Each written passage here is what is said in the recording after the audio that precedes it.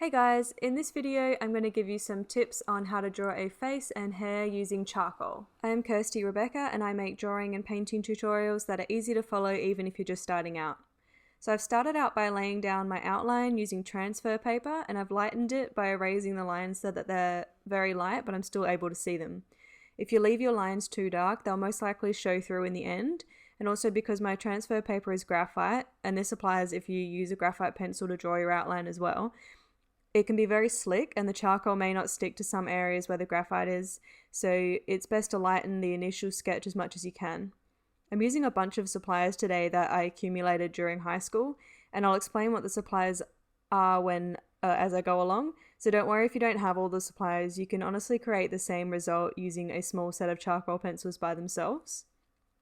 I'm working on Clairefontaine pastel mat, which is a sanded paper, and it's got a really fine grit. It holds the charcoal really well, and I use this paper for pastel and a lot of my coloured pencil works as well, so it's a very versatile paper.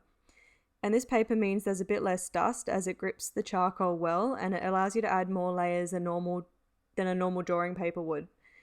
So I'm starting out with a General's charcoal pencil, and I've chosen the darkest one to block in the areas that I know are going to be really dark. The pupils are usually very dark, but make sure that you pay attention to where those highlights are so that you don't put charcoal there, because it can be very hard to erase charcoal and get it back to white.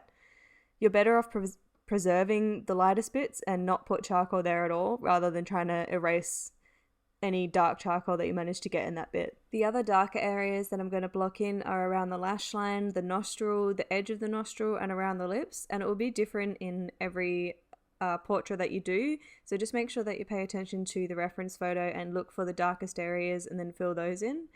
Be careful where you're adding these dark shadows because you don't want to outline everything. It will make the face look cartoony. You really want to make sure you transition from your dark areas into your light areas and don't put lines around all the facial features. My reference photo has some really strong lighting, so some of the features look a little bit outlined at this point, but I will be shading in those areas and blending out those lines so that it won't stay this way. So now I'm going in with the midtones, and I'm using another General's charcoal pencil, but it's not as dark as the first one.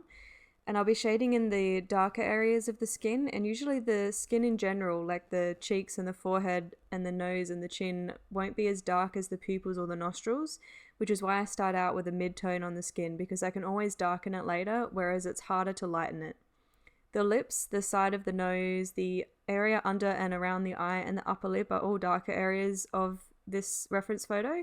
The side of the face is also quite dark, but I'll come back to that one. If you've watched any of my other tutorials, you probably would have noticed that I like to jump around a lot in my pieces, and I usually complete one layer at a time and then I go over it after that. A lot of people start in one corner and then work their way down, which is a great way to go if you find yourself lost or overwhelmed with the whole picture. You can choose to work however you like, but I find it easier if I build up the values in the piece gradually as a whole and then work in layers that way rather than trying to complete one corner at a time. And the reason I like to block in the darker areas first is because it allows me to have a reference for my mid-tones and lighter areas to see how dark I really need to go. Usually when I start in the lighter areas and mid-tones, I always have to go back and darken up everything, because once I put in the darkest values, like in the pupils, everything else looks too light. And now I'm just blocking in the darkest areas of the hair that meet the edge of the face, and I'll come back to the rest of the hair a little bit later. And I'm adding some more shading to the side of the face, and you can see that I've left the lighter areas of the face white for now to preserve those areas. So blending charcoal can be done in many ways, and I use a variety of different ways, and some are good for different reasons. So here I'm using a blending stump, and this is great for smaller areas like around the eyes and the nostrils and the lips because of the small point that it has. I also use cotton tips quite a lot as well, so they're a great size for smaller areas. But you can also blend with your fingers for larger areas, and you can also wrap a tissue around your finger and blend it that way so that your fingers don't get dirty. And you can also use a soft paintbrush or makeup brush if you like, and that's a little bit of a softer way to blend so it doesn't completely blend out all of the strokes. But honestly, if you don't have all of those options, cotton tips and your fingers work perfectly fine. Keep in mind that this is a layering process, so your first layer doesn't have to look perfect. In fact, it probably won't look perfect like mine doesn't here, and it's because you'll be blending it out and adding more layers on top. And as you continue to add more layers, you'll add more detail in every layer. And you'll probably find that the darkest areas that you put in your first layer and then blend it out will end up looking a little more dull than when you first started, so you'll want to go back in and make those areas darker as well. Once the first layer is blended out, I'm going back in with that dark charcoal pencil in some of the areas to make sure that they are as dark as they need to be. I'm then taking my Tombow Mono eraser, which is that silver mechanical pencil looking thing, and erasing some of the areas where I've blended it into the lighter areas. This eraser works like a mechanical pencil, but instead of the lead, it's an eraser. If you find that you're smudging your artwork when you're trying to get rid of those erasings by using your hand to wipe it off, try using a big paintbrush instead and just wipe off the erasings with that so that it doesn't smudge the artwork, or you can just blow it off instead. So it's a bit hard to see, but in the corner there, I've actually got some sandpaper and I'm using charcoal sticks, and I've just sanded the charcoal sticks down to make a powder. And then I'm using this soft tool, it's SOFFT, to put that powder onto my artwork to try and create a smooth blending rather than using my charcoal pencils and then trying to blend that out smoothly. It's a little bit easier to actually create the powder and then apply it to the piece that way. You can also buy charcoal powder by itself, but I didn't have any on hand. I will invest in that a little bit later on, but I have these charcoal sticks that I don't really use very often anyway, so I thought I would just make a powder out of that. Using charcoal powder means that there aren't any pencil strokes, which makes things look quite a lot smoother, especially if you're drawing skin. So you can apply a small amount into the areas that are lighter and then build up the areas that are darker by adding more layers. It works well if you start in the darker areas, and then once most of the charcoal is gone from your tool, you can go to the lighter areas because there won't be much charcoal coming off of your tool anymore. So when working with charcoal, a lot of people do it differently, but the way that I work is by adding light layers, so I'm not pressing hard with the pencil anywhere. If I wanted something to be darker, I'll grab a darker charcoal pencil, or I'll work up the layers to make it darker. If you press hard straight away, I find that if you make a mistake and the area is too dark, then it's really hard to fix. The lighter you press the pencil, the easier it is to blend out the charcoal as well, so that means less of your pencil strokes will show at the end. And because we're drawing skin, you really want it to be smooth, so keeping your pencil strokes very light will help you when you're blending it out to make it smooth. Another tip, if you're working in graphite or charcoal from a reference photo that's in color, I would highly recommend converting your reference photo into black and white as well, and that way it's easier to see if your values are the same. When you're working in realism, values are really important, and it's even more important when you're not using color to make it look realistic. So by changing your reference photo, you can check to see if your darks are dark enough and your lights are light enough by comparing your artwork to the photo.